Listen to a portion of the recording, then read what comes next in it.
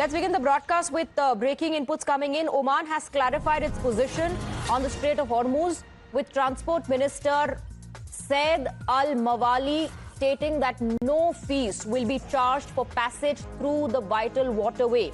He emphasized that Oman is a signatory to key international maritime agreements which do not permit such charges. However, he also pointed out that several countries, including Iran, are not part of these agreements, creating what he described as a legal vacuum. Oman's foreign ministry is currently engaged in discussions on the issue, and officials say they are hopeful of a positive outcome. So Oman is hopeful of a positive outcome, also making it absolutely clear that Oman is not going to charge any fees because it is part of a key international maritime agreement. But Oman is also saying that Iran is not part of any such agreement. So fees cannot be imposed. That's what the Oman minister has said. Oman is also citing the global maritime agreements it's part of, and hence it cannot charge any fees. But there is no such obligation for Iran. Let me go across to my colleague Srinjoy, who's getting us more details on this key issue of charging a tax or a fees for passage from the Strait of Hormuz. Oman says, as per the global maritime agreement that it is part of, it cannot charge a fees. But Iran, however, has no such obligation. Yes, it's very clear that Oman does not want to get into this. This is something they want to leave to the Iranians. Now, that's the Oman situation, making it very clear that they are not going to charge any fees for any tanker or merchant ship crossing the Strait of Hormuz. That's a clear situation that the Omanis or the Omanian people are talking about. So at this point, Iran is largely on its own when it comes to the payment of asking for payment of toll for ships going through the Sanjoy, I have to interrupt you. We have some breaking inputs coming in. Iran's first reaction after ceasefire, and this is a post by the president of Iran, Mr. Pezeshkian. He says, and I quote, "The ceasefire, with the acceptance of the general principles desired by Iran, was the fruit of the blood of our great martyred leader Khomeini and the achievement of the presence of all the people on the scene.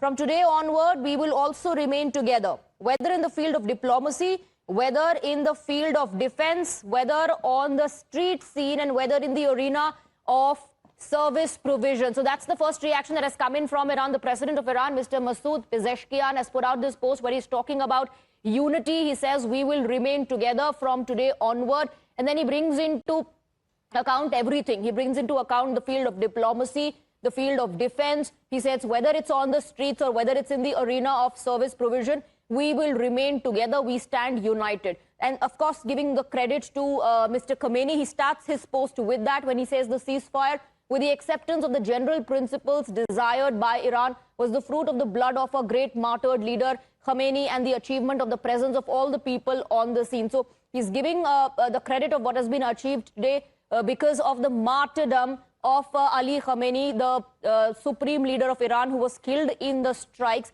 And he also then says that we will all remain together. So the message of unity coming in from the president of Iran, Mr. Masoud Pezeshkian, the first reaction after ceasefire. Let me go across to Srinjoy, who continues to be with us on the broadcast.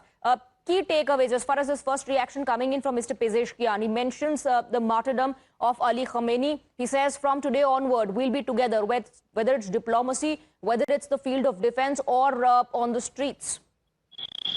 Yeah, it's a message of unity. It's also trying to say to the world that, look here, we are all in this together, and there is no separate channel here.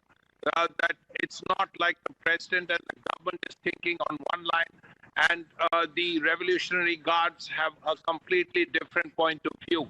He's trying to tell the world that all of Iran is together, and there are no two centers of power that many people imagine Iran has, one within the government and the other being the Revolutionary Guards.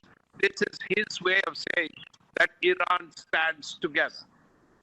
Absolutely. So the president of Iran sending out a message in his first reaction after the ceasefire was announced that we are together in this, whether it's diplomacy, whether it's defense, whether it's in the service of the nation, whether it's the streets of Iran. from today onward, we remain together. And then he also talks about the martyrdom of Ali Khomeini.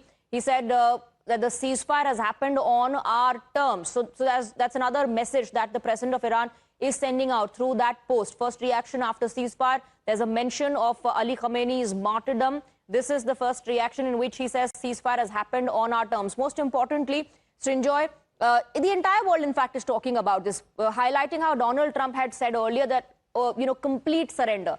That's the only way the United States of America is going to agree to this. And now they have been forced to agree to the 10-point plan. Yes, that's also true. The Americans actually thought it would be much easier to get Iran to toe the line as they did with Venezuela. But Tehran did not turn out to be a caracas. It's a larger country, 90 million people, well-armed, well-trained, and also ideologically very united. So as a result, the plans of getting Iran to do Venezuela hasn't quite happened. All right. So Masoud Pezeshkian, the president of Iran, they're saying that ceasefire has happened on our terms. He speaks about the martyrdom of Ali Khomeini. He then goes on to say that we will remain together from today onward. So he is also giving out a message of unity, telling the world that Iran stands together. Why that is important, Srinjoy, is because remember how everyone spoke about the people of Iran being against the authority, against the regime. Yes, that too, but also the fact that there was a feeling that there were several centers of power. The president was one center of power, and then the Revolutionary Guards, another center of power. The fact that people were also unhappy with the government, that was also a point that was widely believed. Okay, there's a little bit of a disturbance in your audio line. Srinjoy will fix that and come back.